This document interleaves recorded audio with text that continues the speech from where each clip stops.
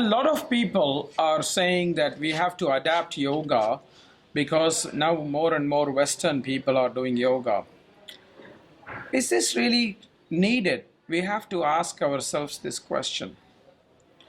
Has Chinese medicine changed itself when it left China and went to the West? Has Western medicine changed itself when it left the West and came to Asian countries like India, like China, etc.?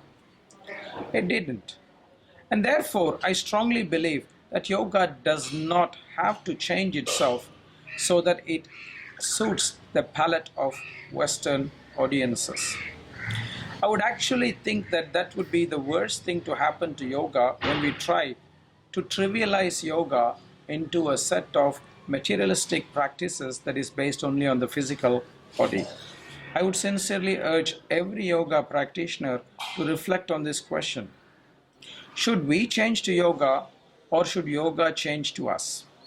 Of course, there are certain changes that are needed. For example, if we cannot do a certain asana, we have to modify it.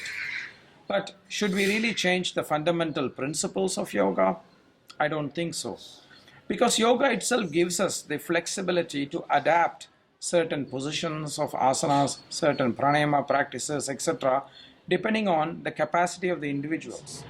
But to remove the core teachings of yoga and just mix it with anything else, for example, smoking and yoga, it's not really consistent with yoga. Heating a room and doing yoga, it's not consistent with the teachings of yoga. So I would urge every modern day practitioner to reflect on this question, because this is a fundamental question. Yoga does not have to change to suit the fickle-minded changes of modern society, to suit to the fickle-minded desires and fashion trends of modern society. We have to keep yoga's core values intact. We can make some modifications and variations consistent to these philosophies, but otherwise the teachings have to remain intact. And this is very important even for yoga teachers coming from India to remember.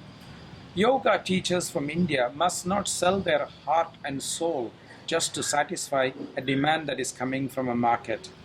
This is very important because then we are not being fair to yoga. We are not being fair to ourselves.